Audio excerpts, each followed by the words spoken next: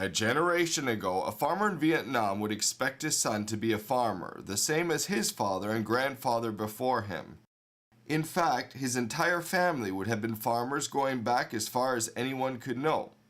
But today, that farmer might just as well expect his son to go to MIT, be a hedge fund manager, or work for his sister in an internet startup in Hanoi.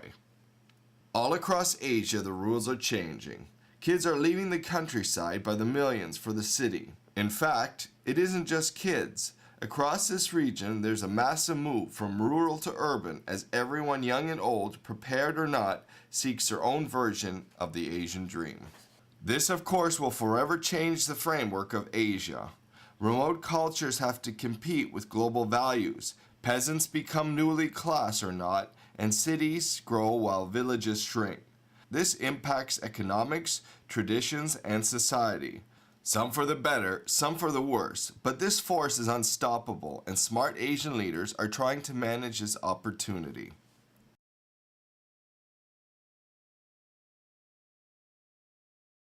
Urbanization is still the big shift that is happening. It's not yet complete. 60% of the population already living in cities. The trend will increase further. The predictions are very clear. The demand is enormous for city improvement, for urban investments, and it's still going very, very strong. Will there be an end? It has been predicted by economists many times, but if you look at the huge number of people still living in poverty in rural areas, trying to find a better life in the cities, it's not difficult to foresee that this trend of urbanization and with it coming the infrastructure investment component will continue for a decade, if not two. East Asia as a group has generally prospered. It's the only region which has managed to remain or grow very rapidly. There is a lot of movement of labor, migrant workers within the region. Now that's a new phenomenon. You have people from Indonesia going to Malaysia and Thailand, people in the Philippines going everywhere. You have people from Vietnam going to South Korea. You have Thais and Vietnamese coming into China now across the borders in huge numbers, not yet formally recognized. You have Singaporeans who are, of course, moving around in a more traditional business sense. Some of these countries need more workers. They have activities. If they didn't have what I would call cheaper labor, they wouldn't be able to develop the resources, the plantation industries in Malaysia, for example. But even industrial sectors. I mean, 10 years ago, if you look at Malaysian manufacturing, which is a fairly advanced kind of activity in Malaysia, it was basically the labor force was almost entirely Malaysian. Today, it's 70% foreign workers. Now, those foreign workers, a large numbers of them are coming from South Asia. They're coming from Bangladesh and India. But there are also a lot of Indonesians going in over there now. A lot of the light industries in South Korea and even in Taiwan, they have a lot of workers coming in from the ASEAN countries. So this is very complicated. Now, Singapore is always dependent upon migrant workers, and interesting for Singapore is that their foreign workers are at every level. They could be very educated, highly professional, and highly paid to relatively low skills. So they have the entire range. There are a lot of migrant workers going into Thailand from Laos and Cambodia and from Myanmar. So in many agricultural sectors in Thailand, the majority of the workers are actually foreign. At the same time, there's lots of Thais moving to other countries looking for better paid jobs. So this is also a region where flows of workers are incredibly significant, and the process is accelerating. And what it actually means for what I call political and cohesion, it's going to change. It's going to be, in some ways, the same kind of issue that you see in Europe or even the United States. Large flows of people coming in, much greater than in the past. So one of the things I think that it is going to be different in the future is the tremendous movement of people within the region. We've got a lot of migrant workers flowing into Korea, from the surrounding Southeast Asian areas like Vietnam and Bangladesh and India and many other countries, low-wage countries, where migrant workers come to Korea to work and then settle down, and many of them stay and create families here. And so that contributes to population growth. I think it is true that the models are blending and mixing.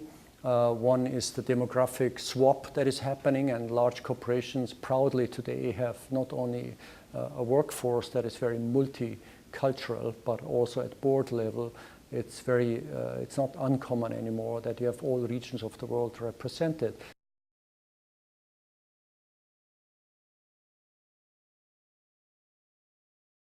Cultural values, diversity is quite high on the agenda, certainly much higher than, say, 5 or 10 years ago.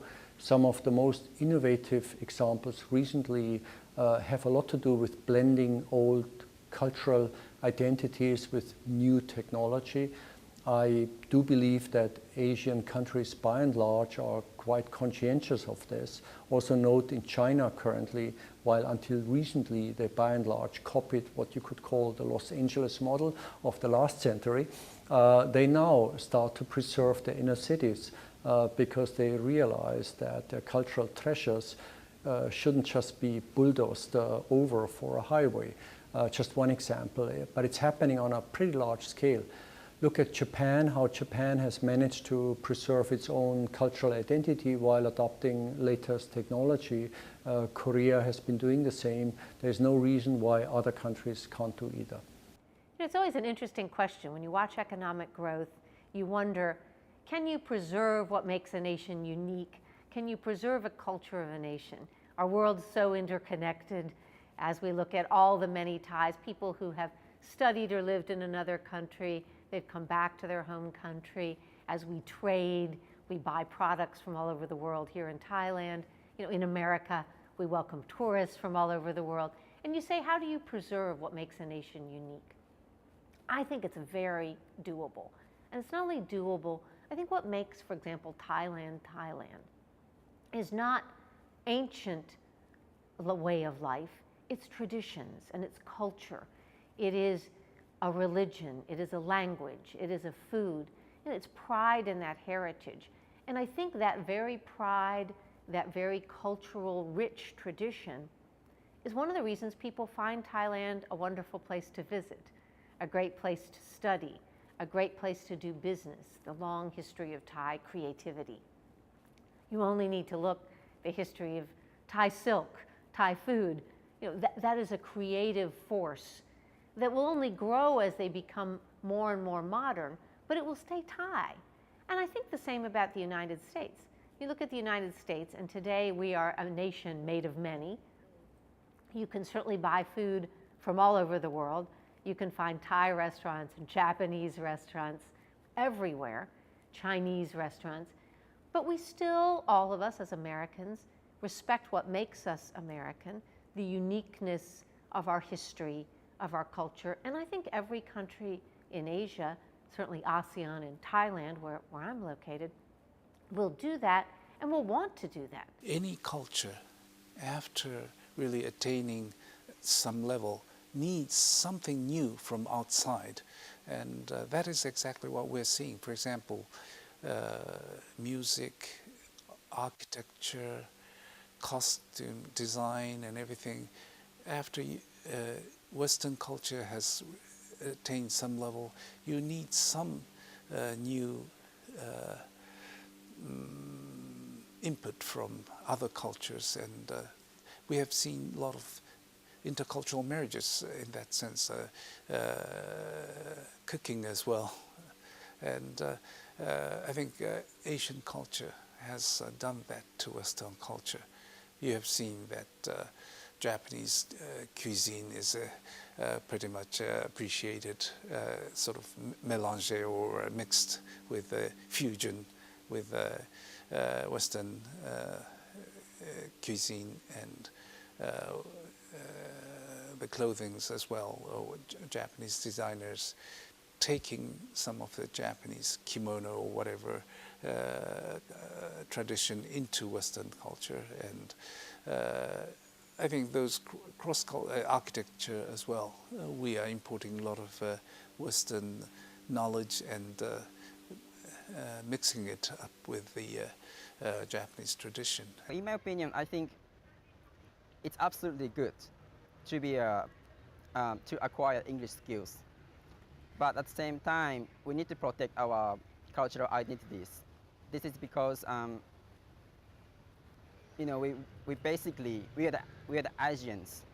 So as you can see, today there's a lot of Western influence at all aspects of our life.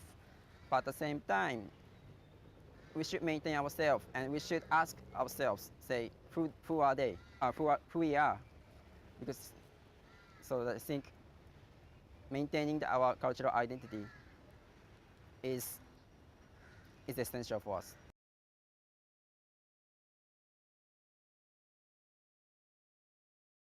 People get ideas from around the world. It's amplified when you go study or work in another country for a few years. You spend time studying in the United States. And by the way, we welcome that. The advent of having foreign students in the United States makes university life in the United States richer. You broaden students in the United States' knowledge. If you have Thai students in your class at a university in the United States, you learn about Thailand. You learn about different cultures. You learn about the way things are done, the kind of decisions people make, the issues they face. And I like to think for those students who come to the United States, they get new ideas. They get thoughts on how you solve different kinds of problems. They get exposed to new kinds of food and new kinds of culture. And then they bring that back home. I think today, English language is the sort of cosmopolitan language. So those who have learned English at a younger age is blessed in that sense.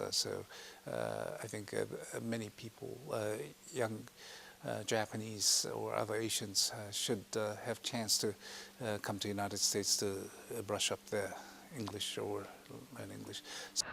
To study outside of Asian country and to go to the West, like the USA, the UK, is that because we not only get to learn English from the native speaker, but we also get the culture and their way of living. We see all these like different culture. Like for me, I went to New Zealand to study English, but that was my main goal when I first started to go there. But then I realized that I didn't get just English. I also get their culture, the way people think.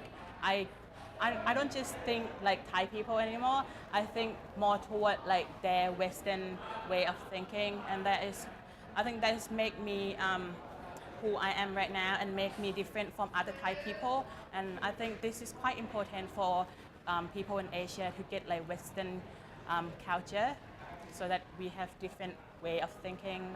The huge problem is we're not really fluently in English. Not like Malaysia, not like Philippines, or not like Singapore. We may, like in my class, I'm like a middle class, I got educated. I have an opportunity to go abroad in US to study English. But as I go on the field trip to see the urban people, the local people in another province, they don't know any of that. I'm a Japanese student studying here in Thailand, and my major is political science and international relationship. And I think more Japanese students should study here in Thailand because because we, Japan and Thailand, has a strong economic ties and also the political ties as well. And also, I think Thailand is one of the major destinations for the tourists. So I think we, Thailand and Japan, should have more relationship. Well, the flow of students from East Asia, great numbers to the United States, but also to Europe, it's been going on for decades. And some countries like Taiwan, practically everybody who graduated from college went to graduate school in the United States. At one time when they surveyed the cabinet in Taiwan, they found that 80% of them had PhDs, and all of them got their PhDs in America. So that just shows you the extent of what I call the student aspirations in getting training or having some access to the culture and traditions of America and in Europe. And this is going on throughout East Asia. And before it was graduate school. Now you see increasing numbers going even for high school. and they're going for colleges, and even some of the senior leaders in China are sending their kids to the United States. So this desire for Western education is very, very strong. Now, it's exceeding what I would call what people expected. Before, they thought it was technical education that they would want, or validation of their credentials. But now people are going because they think that the West is more creative. I mean, Asians are very strange. They always have the highest test scores. They do these international exams, and they show that Asians are the best in math, or the best in science.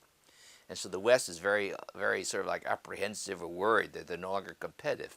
Yet the Asians basically say, we got a problem. Our too much rote learning, our people are not creative, they have to have more flexibility, they have to be challenged. So they then send them to the West, the same West which is basically saying our school system is failing. So depending on the minds of the person, it may be failing or it may be the greatest opportunity in the world. But regardless, there's this very dominant, strong feeling in East Asia, and certainly true in China, that if you want your students to prosper in the world, and they have to prosper in a more complex society, then you go to the West. And where in the West, they want to go to the United States. So where in the West, they're worried about the quality of their education, whether they're losing the competitive edge. They still have this tremendous capacity to produce very, very innovative and creative people. What the West has not been able to do, actually, is to translate that creativity and innovation into rapid growth and broad sharing of the prosperity for everyone. One of the things we learn in life, actually, that being innovative and creative doesn't necessarily mean that your society grows well and does well. The same was true in Japan. They're the most innovative country and society. They produce a huge range of products, but they weren't able in many cases to figure out how to make money with those products, or how that translated into a growth for the country. Now, the South Koreans today, in my view, is the example of countries which have been able to manage both, to be both technologically very innovative, but also translate this into a strategy so the whole country prospers. So I think 10 years from now, people will start writing about South Korea as the model. And there was a time when Japan was a model. Some people are looking at China as the model. I actually think the model for developing countries that will be written about 10 years from now will be South Korea. South Korea and the Northeast United States relations, as far as economy is concerned, is with the United States and North America has been always strong. First of all, our high-tech technicians and researchers are mostly trained in American universities. Our postgraduates go to American universities to get trained for their postdoc fellowship and things like that. So basically, they come back, and with the knowledge that they got trained in the United States, they come in and grow Asia's high-tech industry.